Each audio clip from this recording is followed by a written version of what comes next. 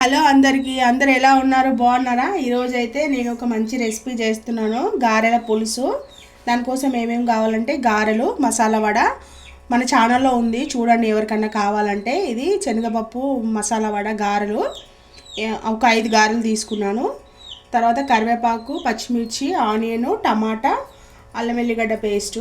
గారెలు అయితే ఇట్లా కట్ చేసుకోవాలి మనము. చాక్తో చూపిస్తాను. చాలా టేస్ట్ ఉంటుంది గారెల పులుసు అనేది. చాలా అంటే చాలా బాగుంటుంది. ఇలా 4 ముక్కలుగా కట్ చేసుకోవాలి. గారెలు ఇలా కట్ చేసుకోవాలి. చూడండి, ఇలా కట్ చేసుకొని మనం పులుసులో అనేది వేసుకోవాలి. ఇవన్నీ కూడా ఇట్లనే కట్ చేసుకోవాలి. ఫస్ట్ అయితే కడాయి పెట్టేసుకుంటున్నాను. కడాయి పెట్టుకొని స్టవ్ వెలిగిస్తున్నాను. కొంచెం స్టవ్ హీట్ ఎక్కాలి. స్టవ్ అయితే పెట్టేసుకున్నాను. ఆయిల్ వేసుకుంటున్నాను. కూరకి సరిపడగా ఆయిల్ అనేది వేసుకుంటున్నాను. సరిపోతుంది. కొంచెం ఆయిల్ హీట్ ఎక్కాలి. కొద్దిగా ఆవాలు, కొద్దిగా శనగపప్పు, కొంచెం జీలకర్ర, కొంచెం మినపప్పు సరిపోతుంది. కొంచెం ఇవి వేగాలి. ఆనియన్ అనేది ఇట్లా పొడుగు కట్ చేసుకొని వేసుకోవాలి పులుసులో. ఒక ఆనియన్ సరిపోతుంది దీంట్లోకి. కొద్దిగానే కదా వడలు. ఈ వడల పులుసు అనేది చాలా అంటే చాలా టేస్ట్ ఉంటుందండి. ఎవరైనా మీరు ట్రై చేయని వాళ్ళు ఉంటే కంపల్సరీ ట్రై చేయండి.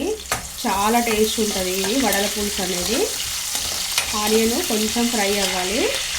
పచ్చిమిర్చి వేస్తున్నాను. ఇది కొంచెం ఒక 2 నిమిషాలు వేగనిచ్చేది. ఆనియన్ కొంచెం ఫ్రై అయింది. కొద్దిగా కరివేపాకు, టమాటా ముక్కలు కూడా వేసుకున్నాను. ఒక టమాటా ఇది. టమాటా కూడా మంచిగా ఫ్రై చేసుకోవాలి. టమాటా మంచిగా మ్యాష్ అయిపోవాలి. ఇందులో టమాటా బాగా కుక్ అవ్వాలి. ఒక 2 నిమిషాలు. చూడండి, టమాటా అంతా కూడా మంచిగా మగ్గిపోయింది. ఇప్పుడు అల్లం వెల్లిగడ్డ పేస్ట్ అనేది వేద్దాము.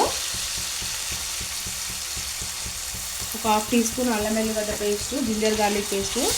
ఇది కూడా మంచిగా పచ్చి వాసన పోయే వరకు వేయించేసుకోవాలి మనము.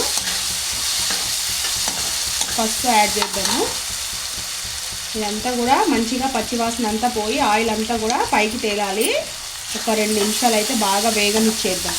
చింతపండు నానబెట్టుకుందాం. ఈ లోపల పులుపుకు సరిపడగా కొద్దిగా చిన్న లెమన్స్ అయినంత చింతపండు నానబెట్టుకుందాం. జింజర్ గార్లిక్ పేస్ట్ అంతా వేగిపోయింది. కారము, 1 స్పూన్ కారము, కొద్దిగా ధనియా పొడి, ఒక 1/2 టీ స్పూన్ ధనియా పొడి, సాల్ట్, టేస్ట్కి తగినంత సాల్ట్. ఇదంతా కూడా మంచిగా కలిపేసుకోవాలి.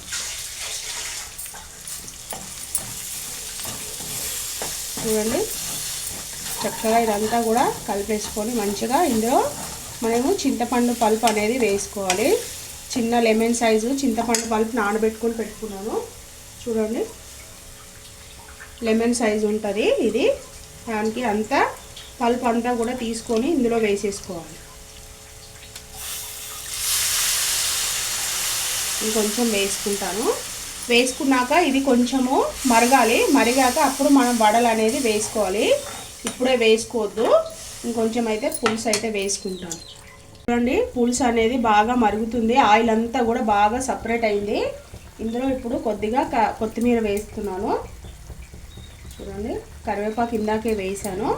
ఇప్పుడు ఈ వడలు అన్నీ ఉన్నాయి కదా, ఈ వడలు అన్నీ కూడా ముక్కలు కట్ చేసి పెట్టుకున్నాను. ఒక వడలో 4 ముక్కలు. ఈ వడలు అన్నీ కూడా ఇందులో వేసేసుకోవాలి. వేసేసుకొని స్టవ్ అనేది సిమ్ చేసేసుకోవాలి. చూడండి, వడలన్నీ వేసుకున్నాను. ఒకసారి కలిపేసుకోవాలి. ఈ వడలు ఉప్పు, కారము, ఈ ధనియాల పొడి ఇదంతా వడలకు పట్టేసి అసలు ఎంత కమ్మటి టేస్ట్ ఉంటుందంటే అసలు నిజంగా చాలా అంటే చాలా బాగుంటుంది. ఎవరన్నా ట్రై చేయని వాళ్ళు ఉంటే ట్రై చేయండి.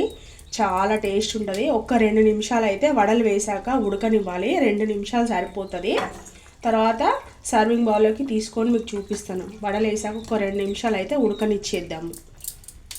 2 నిమిషాలు అయితే అయింది. నేను స్టవ్ అనేది ఆఫ్ చేసేస్తున్నాను. ఆఫ్ చేసేసి సర్వింగ్ బౌల్లోకి తీసుకొని మీకు చూపించేస్తాను. వడలు వేసాక 2 నిమిషాలు మాత్రమే ఉంచుకోవాలి. ఎక్కువసేపు ఉంచుకుంటే వడలన్నీ మ్యాష్ అయిపోతాయి. సరిపోతుంది. నేను స్టవ్ ఆఫ్ చేసుకొని సర్వింగ్ బౌల్లోకి తీసుకొని మీకు చూపించేస్తాను. చూడండి ఫ్రెండ్స్, ఎంతో టేస్టీగా ఉండే వడల పులుసు అయితే రెడీ అయిపోయింది. ఓకేనా ఫ్రెండ్స్, ఇది రైస్కి, చపాతీకి ఎందులోకైనా సరే చాలా అంటే చాలా బాగుంటుంది కాంబినేషన్ అనేది. ఓకేనా ఫ్రెండ్స్, ఈ వీడియో కనుక మీకు నచ్చినట్టయితే లైక్ చేయండి, షేర్ చేయండి, నా ఛానల్ సబ్స్క్రైబ్ చేయండి ఫ్రెండ్స్. చాలామంది వీడియోస్ అయితే చూస్తున్నారు కానీ సబ్స్క్రైబ్ చేయట్లేదు ఫ్రెండ్స్. ఓకేనా, ఇంకా ఏమన్నా కావాలంటే నాకు కామెంట్ చేయండి. ఈ వడల రెసిపీ అనేది చాలా అంటే చాలా బాగుంటుంది. తెలియని వాళ్ళు ఎవరైనా ఉంటే కంపల్సరీ చేసుకొని తినండి. ఓకేనా, బాయ్ బాయ్.